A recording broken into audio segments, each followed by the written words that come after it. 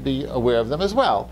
So let's talk about some of them and how you work around them. There are possible background issues. So if somebody's coming to you and saying, basically, I want to work for nothing.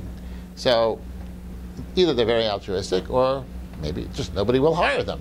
And so their wife says, get out of the house. And they've got to go someplace, and it's too cold to sit in the park all day. So they've come to you. So you've got to consider the possibility that this may be a person with a background you may not want in your organization. You don't want a child molester sitting there in your daycare center, or whatever other problem they may have. I'm sure it's a rare thing, but if you're going to do background checks for people who you hire, there's no reason not to do background checks for people who are volunteering for your organization. And obviously, it depends what they're doing. I mean, if all they're doing is volunteering to sweep the floor in front of your sidewalk twice a week, well, okay, fine. The potential for harm is very little, and if they stop showing up, okay, they stop showing up. What you lose, but if they are going to be volunteering to help out, take care of kids in the daycare center, you ought to do your diligence over there, and there probably will be legal liability if you don't.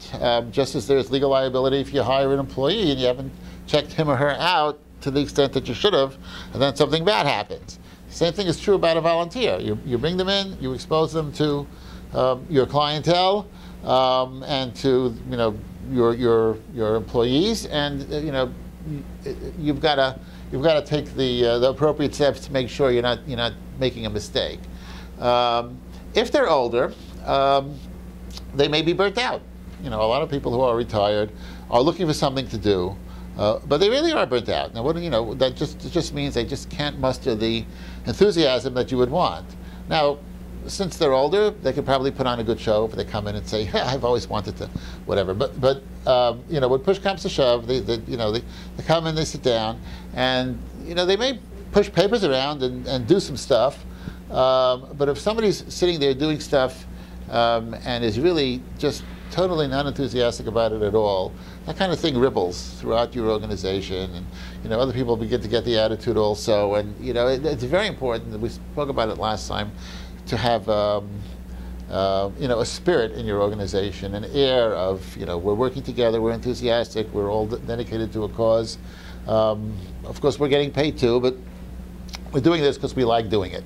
And if somebody comes in and says, well, I'm doing it because I just have nothing else to do, and it sort of oozes out of their pores, it spreads. Attitudes spread. So you have to carefully monitor the overall atmosphere in your organization. And so anybody you bring in needs to be considered in that light. It's true about employees too, but since a lot of volunteers are older retirees and burnout is sometimes an issue, you ought to be aware of it and deal with it. And so how do you find out if somebody's burnt out? No way to, there's no thermometer that you can put in their mouth and find out if they're burnt out. But if you check their most recent references, for example, not who they worked for back in '57, but who they worked for right before they retired, assuming it wasn't all that long ago. Did he come to work with fire and passion every single day, or at least some days, or did he just basically do the minimum necessary not to get fired, and then get his gold watch and walk out the door, which is a good sign of burnout. Very often it's the kind of thing that you will pick up on in an interview. It's very hard to fake enthusiasm. Speak through with the potential volunteer some scenarios. What would you do in this kind of a case? What would you do in that kind of a case? Tell me about an incident in your career where such and such happened, and how did you deal with it? If it's going to be extemporaneous conversation and questions like that, if the guy's got some passion about a certain thing, it's going to have to come out. And if it's coming out, it's probably not going to be fake, because the questions are spontaneous, and it would have been impossible for the person to rehearse them. So, you could run into a good actor, but all you can do is what you can do, and that's what you should be doing. The third bullet item is probably the most serious problem, which is that they figure, well, I'm not getting paid anyway, so if I had a late night last night and I don't feel like getting out of bed, I won't. I'll sleep in, and well, too bad. Or I've just I've got a date tonight. I got to leave early. Well, I'll just leave early. Now, if you're relying on this person to do something, that's not a good thing at all. They won't be there when you need them. So,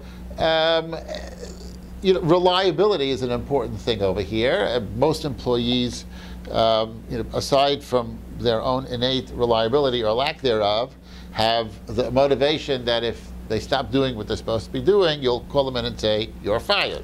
They generally don't want that, so they generally will do what they're supposed to be doing.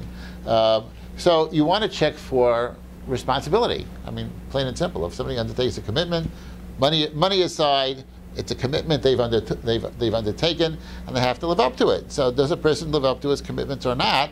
This is something that's part of somebody's training, schooling, upbringing, and check the references. Find out. As employees, it's important that when they come in the door, you make them understand, we have a job potential for you over here.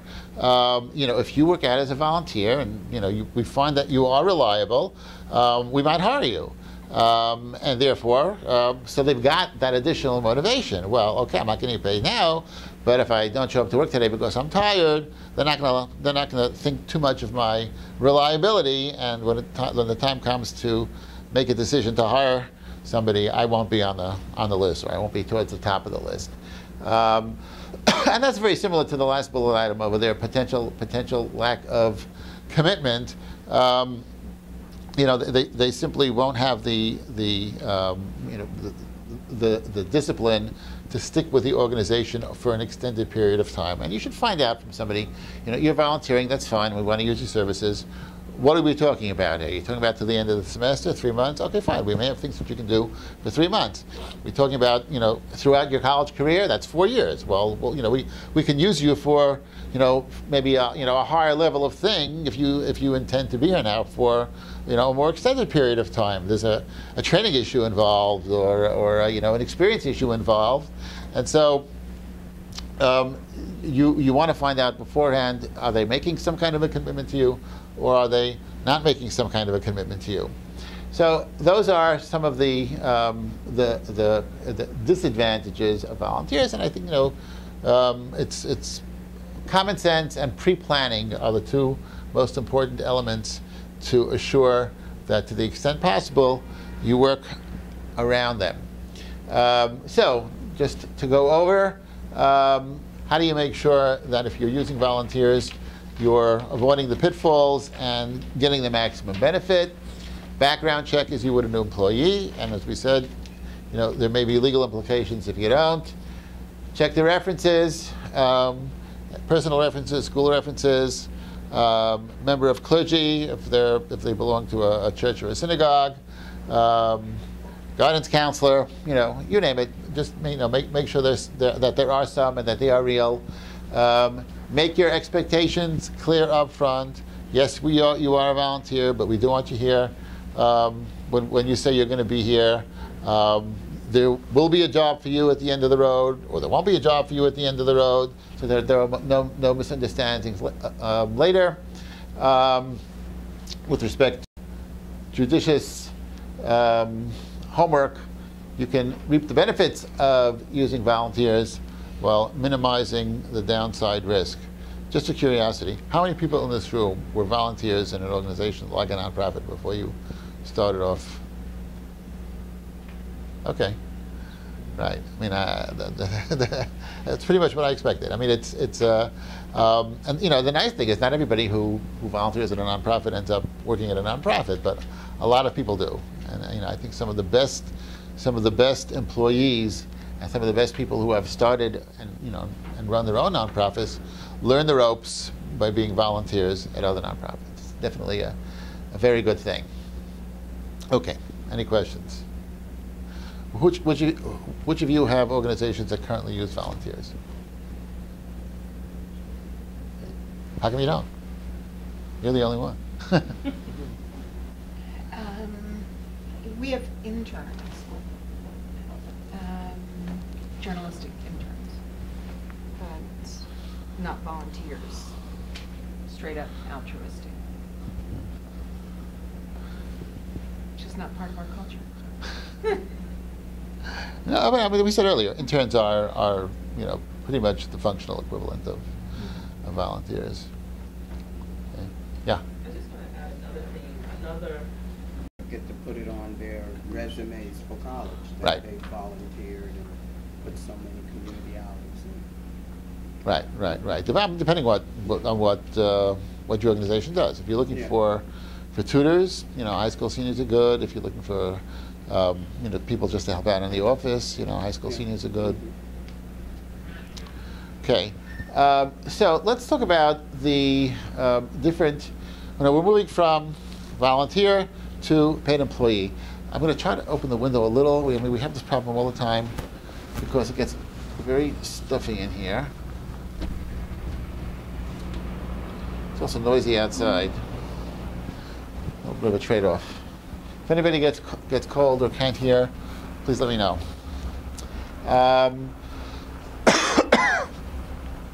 So there are different employment models, and there are different advantages and disadvantages to each.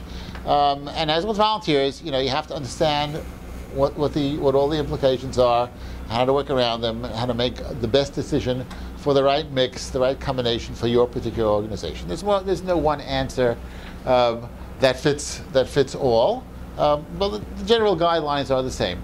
So, hourly versus full-time.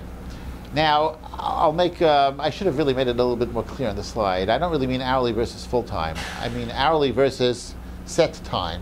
Normally that's full-time. Somebody who's hourly basically gets paid for the hours they work. And they sit there and they log the hours. On Monday I put in 4 hours, on Tuesday I put in 7 hours, on Wednesday I put in 3 hours, Thursday I didn't come in at all. And they submit an invoice every 2 weeks, every month. Here's the hours that I worked, here's what I did, here's what you owe me. But full-time, or as I said, it should really be called set time, although colloquially it is called full-time, means that I'm supposed to show up every day at 9 and leave at 5, and I get paid a regular salary, set salary, and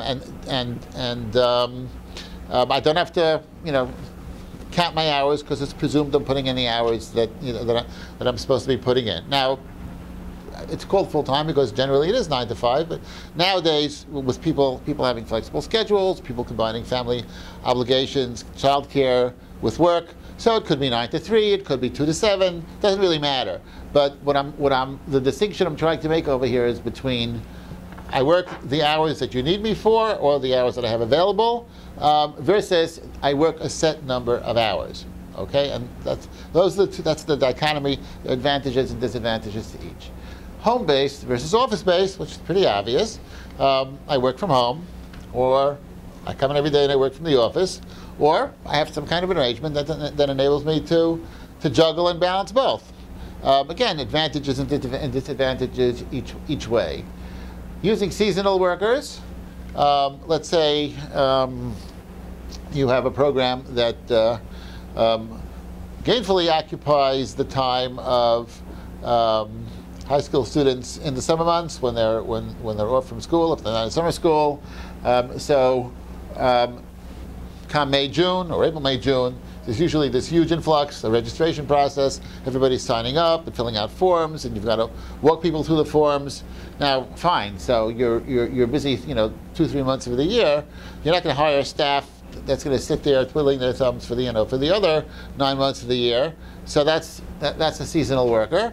And so there are ways and issues that need to be considered when you're working with seasonal workers, and using consultants. That's often consultant is usually a synonym, or colloquially often a synonym for an hourly worker. But I'm treating it as a separate category because I don't want to use the word in that sense. An hourly worker is somebody who's basically an employee who works only for you, and it's just that your arrangement with him or her is that they can only get paid for the hours they work. A consultant is somebody, this is the real